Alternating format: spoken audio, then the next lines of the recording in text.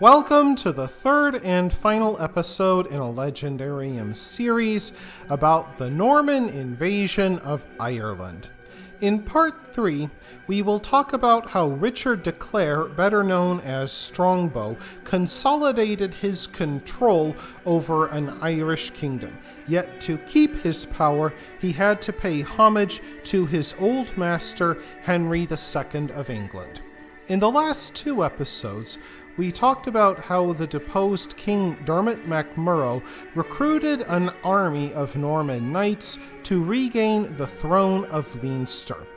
After Dermot's death in 1171, one of those Norman knights, Richard de Clare, better known as Strongbow, took over Dermot's kingdom, which by then included Dublin. However, the exiled Irish-Norse king Huscalf mac Turkil of Dublin returned to Ireland with an army recruited in Denmark. Strongbow's governor, Miles de Logan, sallied out of the Dublin gate and killed the Danish commander John the Mad. Afterwards, the demoralized Danish army returned to their boats. Yet just as one danger to the Norman kingdom passed, another emerged. Archbishop Lawrence O'Toole of Ireland convinced the island's many kings and chiefs to unite against the Norman invaders holed up in Dublin and Leinster. King Roderick O'Connor of Connaught led a pan-Irish army to Dublin and encamped around the city walls. Roderick's Irish army blockaded supplies to the city, and within 2 months, the Normans faced starvation. In desperation, a party of 600 Norman knights sallied forth to break the Irish siege. Norman battlefield tactics served them well during the Siege of Dublin.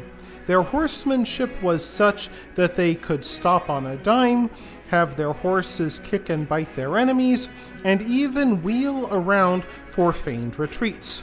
These feigned retreats could entice enemies into chasing them, and then the Normans simply turned around to slaughter them. When they used this tactic against the Irish, it spread panic among their enemies. Whole Irish contingents simply fled the battlefield.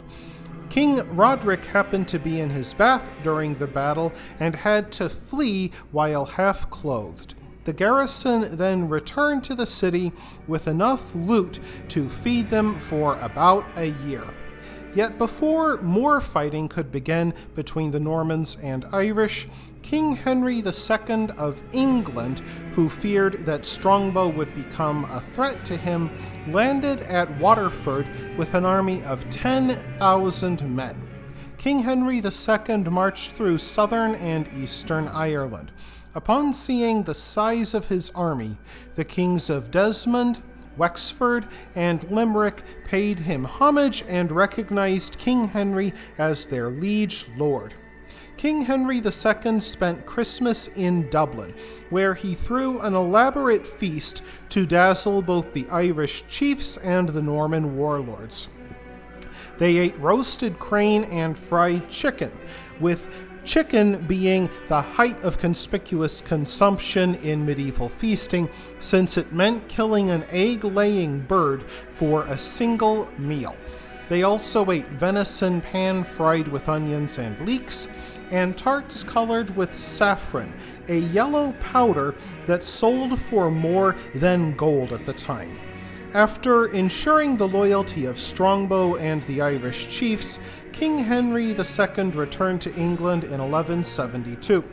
Strongbow and his Normans kept most of their newly conquered land in the south, but otherwise Ireland's political landscape did not fundamentally change. Though many Irish chiefs and kings pledged loyalty to King Henry of England, they continued to rule their kingdoms as they pleased.